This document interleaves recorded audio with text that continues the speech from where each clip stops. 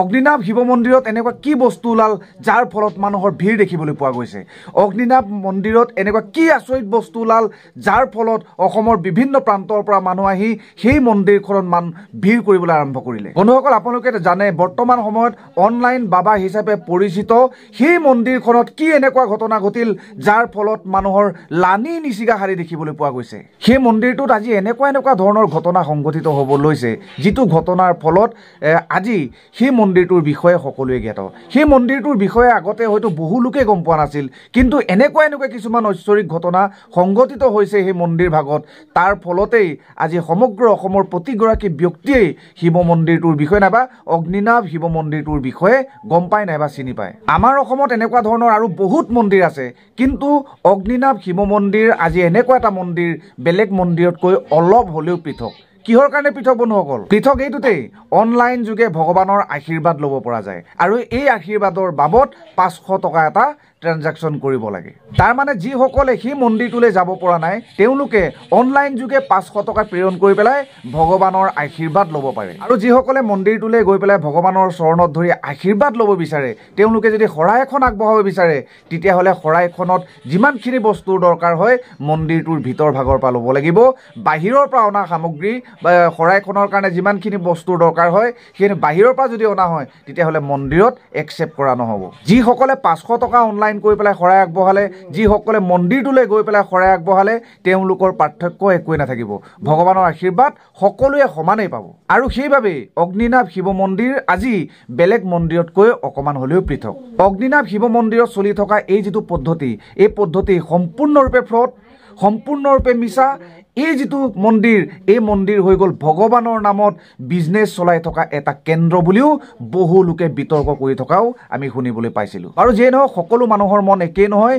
বহুতো মহান মানুহে, মহান পণ্ডিতেই ভগৱানক লৈ পেলাই তৰ্ক কৰা নাইবা বিতৰ্ক কৰা আমি দেখিবলৈ পাইছোঁ, শুনিবলৈ পাইছোঁ। সূৰদাসে কৈছিল পাহন পূজে হৰি মিলে তো মে পূজো পাহাৰ। আৰে সাধাৰণ শিলৰ মূৰ্তি এটাক যদি পূজা অৰ্চনা যদি কৰা হয়, যদি ভগৱানক যদি পায় তেতিয়াহ'লে মই পাহাৰ পুজিবলৈ যাম, ভগৱানক পাব লাগিব। আৰু বহু লোকে ক'ব বিচাৰে কৈ যায় কাশী, কৈ যায় মথুৰা, কৈ যায় হৰিদ্বাৰ, মেৰে লিয়ে তো সবসে বড়া তীৰথ হে মেৰা ঘৰ দুৱাৰ।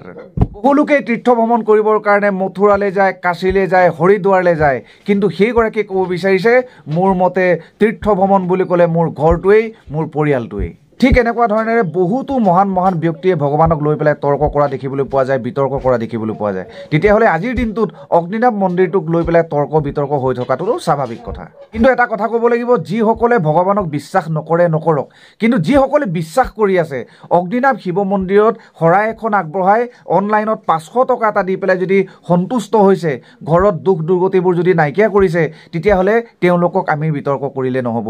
যিসকল লোকে তুলসী গছ এজোপাৰ তলত চাকি এগছ জ্বলাই, ধূপ এডাল জ্বলাই যদি প্ৰাৰ্থনা কৰি সন্তুষ্টি লাভ কৰিছে, যিসকলে পাথৰৰ শিলৰ মূৰ্তি এটাৰ তলত যদি আপোনাৰ চাকি এগছ জ্বলাই, শৰাই এখন আগবঢ়াই, ধূপ এডাল জ্বলাই প্ৰাৰ্থনা কৰি পেলাই নিজকে সন্তুষ্টি লাভ কৰিছে, ঘৰৰ পৰা দুখ দুৰ্গতিবোৰ নাইকিয়া কৰিছে, তেতিয়াহ'লে তেওঁলোকক বিতৰ্ক কৰাটো অনুচিত।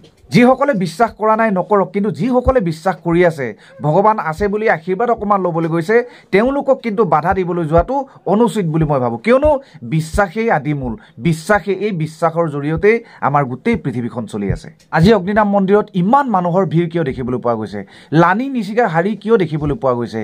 নিশ্চয় ভগৱানৰ অকণমান আশীৰ্বাদ বিচাৰিবলৈ গৈছে। ভগৱানৰ ওপৰত আস্থা আছে, ভগৱানক লৈ পেলাই ভৰসা আছে, সেই ভগৱানকে বিশ্বাস কৰে। সেইটো কাৰণে ভগৱানৰ ওচৰত মানুহে অনলাইন কৰি হ'লেও আশীৰ্বাদ অকণমান ল'ব বিচাৰিছে।